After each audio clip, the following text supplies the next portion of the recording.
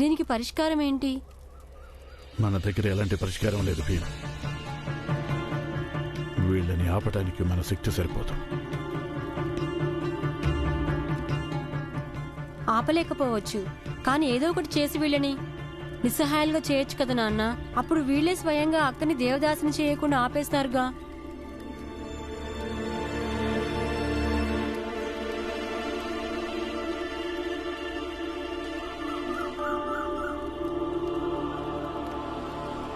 భీమాబాయ్,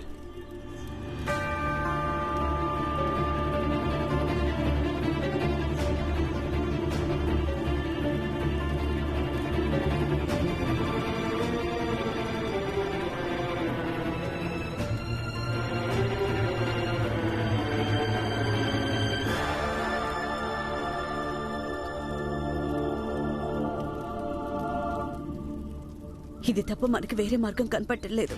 ఇప్పటికిదే సరైన పని.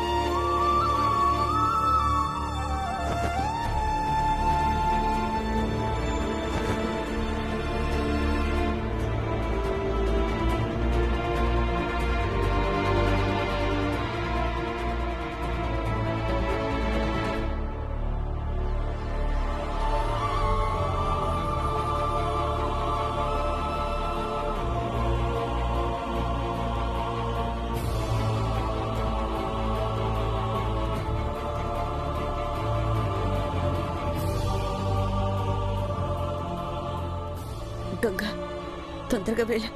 తన స్నానం చేసి బయటకు వచ్చేలోపు పని జరిగిపోవాలి. ఎలా చేయాలి? ఎవరైనా చూస్తారేమో. భీమ్, నువ్వు నీ మాటలతోటి వీళ్ళందరి దృష్టి మళ్లించగలవా? నేను వేరే వైపు నుంచి భవ్య దగ్గరికి వెళ్తాను. ఒకవేళ చేస్తే మనం తనని కాపాడొచ్చు. సరేనా? సరే అక్క. ఏం చేస్తాం?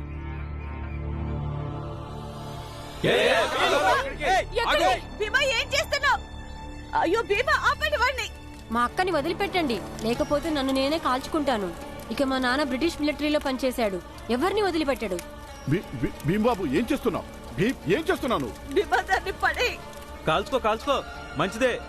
అక్క అక్క అని అంటున్నావు కదా, తమ్ముడు ఆహుతి అయిపోతాడు. ఇంకా అక్కని దేవుడికి సమర్పించడం జరిగిపోతుంది. కాల్చుకో కాల్చుకో.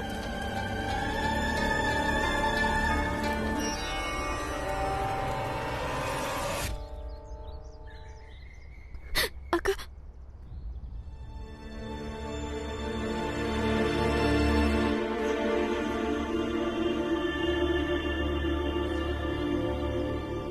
అక్క, నువ్వు తలుచుకుంటే భవ్యని కాపాడగలవు. తనని దేవదాసి అవ్వకుండా కాపాడగలవు. నీకు దండం పెడతానక్క, ఆ అమాయకురాల్ని కాపాడ. దయచేసి కాపాడు. ఇక నువ్వు వెళ్ళిపో ఇక్కడి నుంచి. ఎవరైనా చూసారంటే సమస్య అయిపోతుంది. అక్క, వెళ్ళు. కావాలంటే నువ్వు స్వయంగా ఈ హోమగుండంలో ఆత్మాహుతి చేసుకోవచ్చు. నేనొక్కడినే ఆత్మాహుతి చేసుకోను స్వామీజీ. నాతో పాటు నా జాతి వాళ్ళు ఎంతో మంది ఇక్కడికి వచ్చి ఆత్మాహుతి చేసుకుంటారు.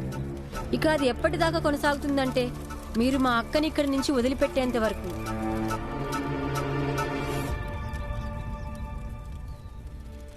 దాన్ని భగవంతుడు ఎంచుకున్నాడు. దాన్ని వ్యతిరేకించడానికి నువ్వెవరు భీమరావు?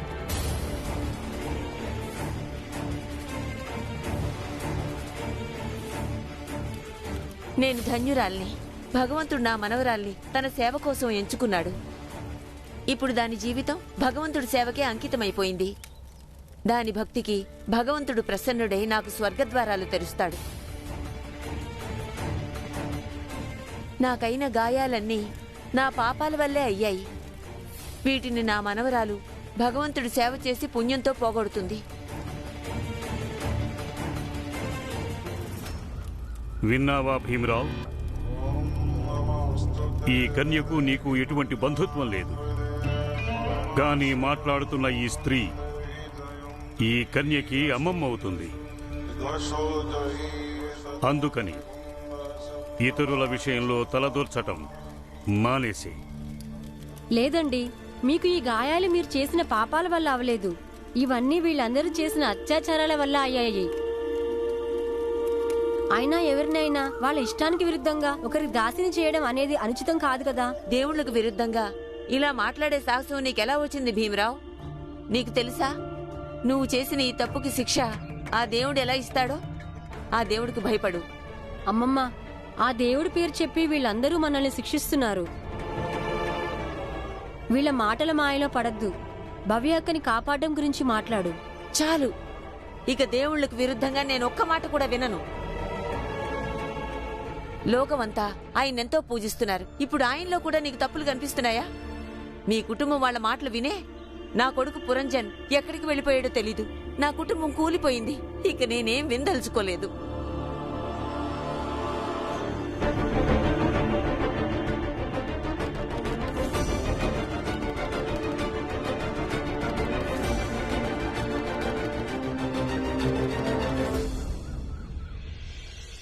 భీమ్, ఇట్రా.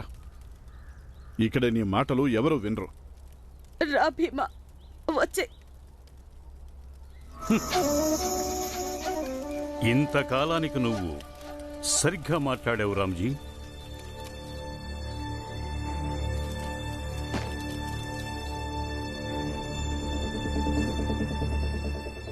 పని అయిపోయిందిగా అక్క. ఇప్పుడంతా ఆ దేవదాసి చేతిలో ఉంది.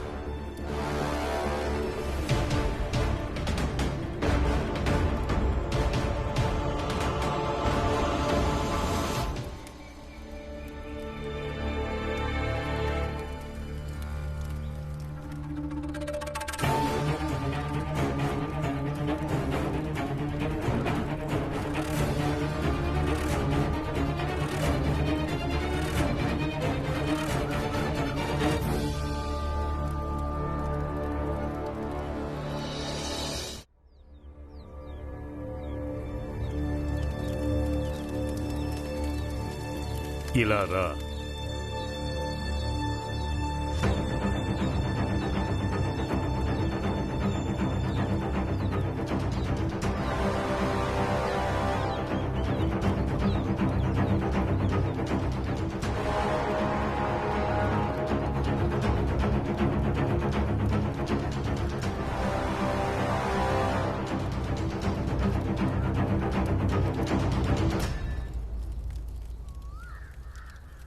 తను చెప్పింది నిజమే. తనకిప్పుడు ఋతుస్రావం సమయం నడుస్తుంది. ఇదెలా సాధ్యమైంది?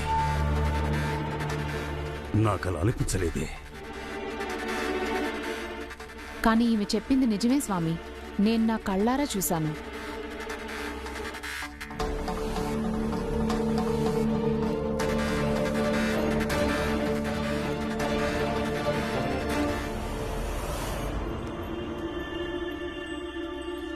భగవంతుడు కూడా ఇదే కోరుకుంటున్నాడేమో, అమ్మాయిని కాపాడాలని.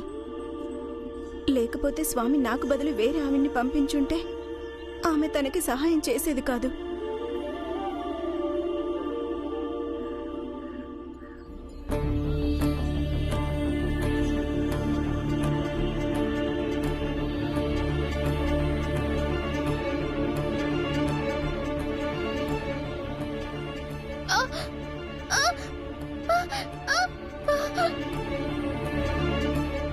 ఏ అమ్మాయినా రజస్వల అయితే ఆమె దేవదాసిగా ఉండటానికి పనికిరాదు.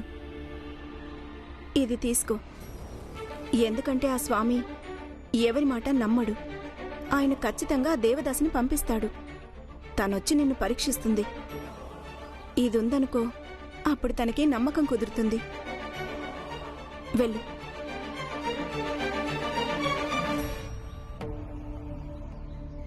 వెళ్ళు.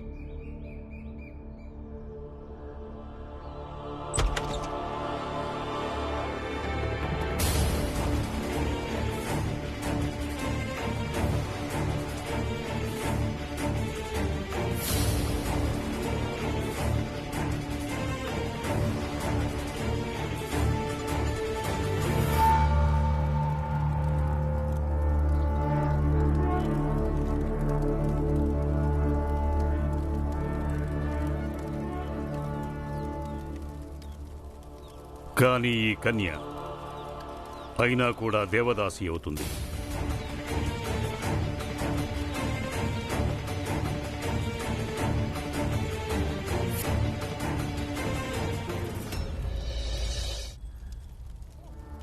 ఎందుకంటే ఈమె రజస్వల అయిన విషయం మాకు తెలియదు.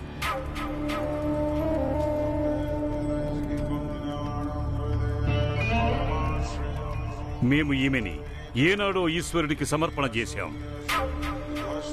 మీకు తెలుసుగా, ఏదైనా వస్తువుని ఈశ్వరుడికి సమర్పించినప్పుడు దాన్ని మళ్ళీ తిరిగి తీసుకుంటామా? లేదు. అందుకని ఇప్పుడు ఈ కన్య మాతోనే ఉంటుంది.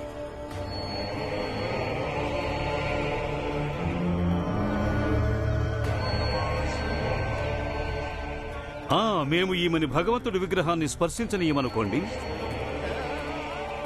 ఆశ్రమంలో మిగతా పనులు చేస్తూ ఉంటుంది.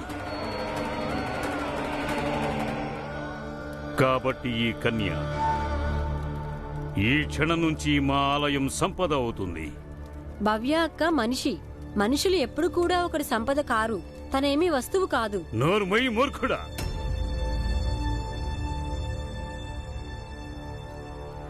మరి మీరెందుకు అధర్మ కార్యం చేస్తున్నారు స్వామి? ఇలాంటి అమ్మాయిలు ఎప్పుడు దేవదాసులు అవ్వటానికి పనికిరారుగా. మరి మీరు తిననెలా చేస్తారు? దీనివల్ల దేవదాసుల పవిత్రతకి భంగం కలుగుతుంది. ఇప్పుడు నేను దేవదాసిని.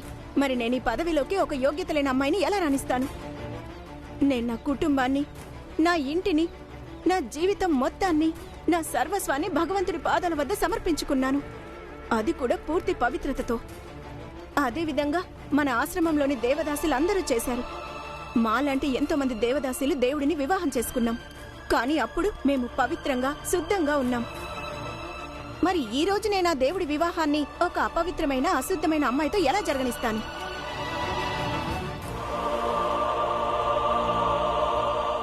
చూడండి స్వామి, మీరలా చేసినా సరే నేను మాత్రం అలా జరగనివ్వను.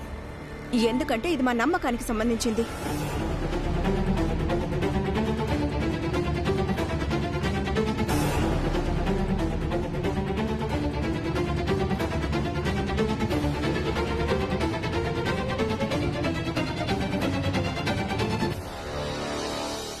మీరు అలా మాట్లాడతారేంటి? స్వామి అలాంటి పని అది చేయడు. దానిలో ఈశ్వరుడి అభిష్టం లేకపోతే. ఎందుకంటే స్వయంగా ఆయనే ఒక స్వామి, ఈశ్వరుడి ప్రతినిధి. అవునా స్వామి?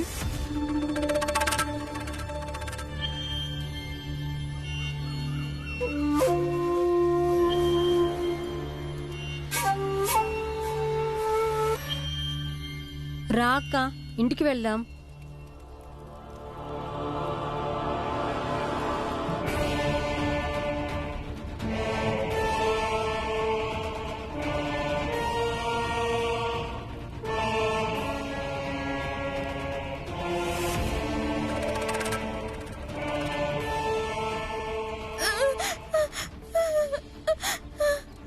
పద తల్లి, రండి పిల్లలు, రండి. పద. పద. భవ్య, భవ్య, భవ్య. వద్దు. నువ్విక్కడికి వచ్చి భవ్య గురించి ఏదైతే మాట్లాడావో అది నేను భవ్యకి చెప్తాను. తర్వాత తనిష్టం. తను నీతో మాట్లాడుతుందో మాట్లాడదో.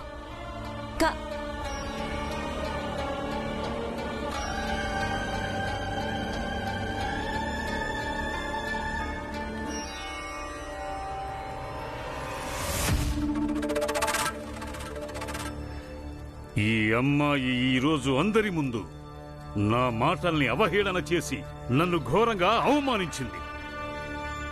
దీని నోటి వెంట పెద్ద పెద్ద మాటలు వస్తున్నాయి. ఈ హోమగుండం ఎగిసి పడుతోంది. అందుకే దీనికి ఖచ్చితంగా శిక్ష పడి తీరాలి. ఇక దీనికి ఈ శిక్ష నువ్వే వెయ్యాలి.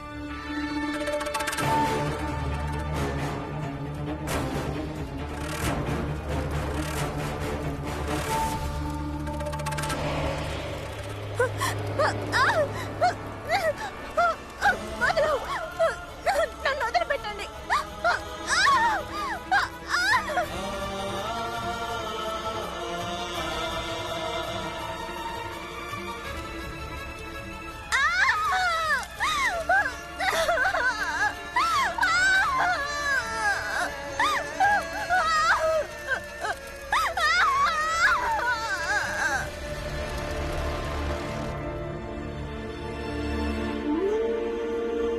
నేను ఆ అక్క ఉపకారాన్ని జీవితాంతం మర్చిపోలేను. ఆమె నా కోసం వాళ్ళ స్వామికి ఎదురు మాట్లాడింది.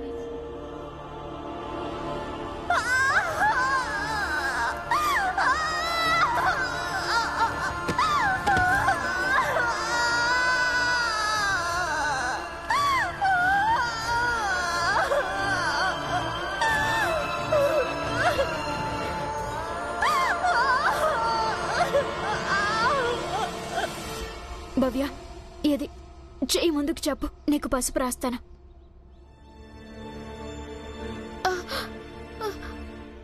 కొంచెం మంటగా ఉంటుంది కానీ తగ్గిపోతుంది. నొప్పిగా ఉందా?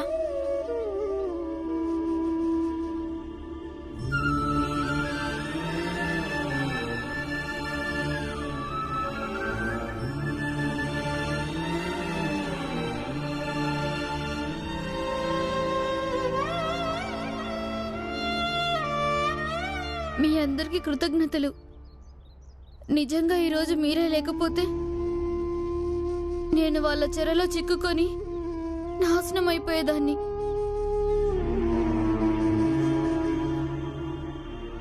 ఇది బాగుందక్క. నువ్వు ఒక పక్కన నన్ను తమ్ముడు అంటున్నావు, మా అందరినీ నీ కుటుంబంగా భావిస్తున్నావు, మళ్ళీ కృతజ్ఞతలు చెప్తున్నావా? సరే అయితే ఇక నుంచి చెప్పనులే. ఎందుకంటే ఈ రోజు నుంచి నువ్వు నాకు తమ్ముడివి కాదు, ఇంకా మీరందరూ నా కుటుంబం కాదు.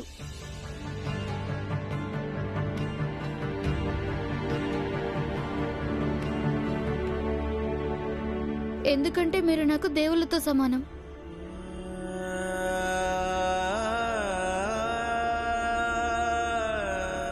ఆ దేవుణ్ణి నేను ఇంతకాలం పూజిస్తూ వచ్చాను. ఉదయం నిద్ర లేచాక పూజ చేయకుండా నీళ్లు కూడా తాగేదాన్ని కాదు. ఈరోజు ఆ దేవుడి పేరు చెప్పి నాకు వాళ్ళందరూ ఇంత చెడు చేయబోయారు.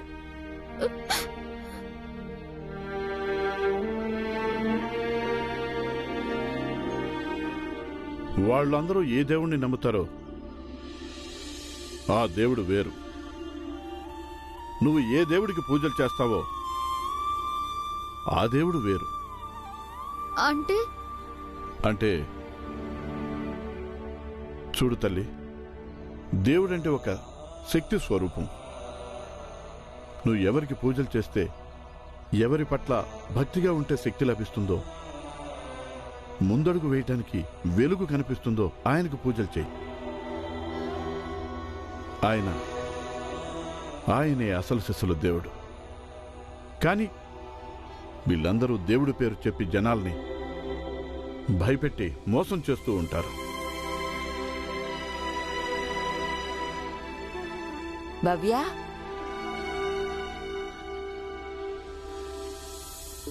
భవ్య ఇంటికి రామ్మా. నేను ధన్యురాల్ని. భగవంతుడు నా మనవరాల్ని తన సేవ కోసం ఎంచుకున్నాడు. ఇప్పుడు తన జీవితం దేవుడి చరణాల వద్ద సమర్పించుకొని తన భక్తి వల్ల దేవుణ్ణి ప్రసన్నం చేసుకుని నన్ను స్వర్గానికి పంపిస్తుంది. రామ్జీ,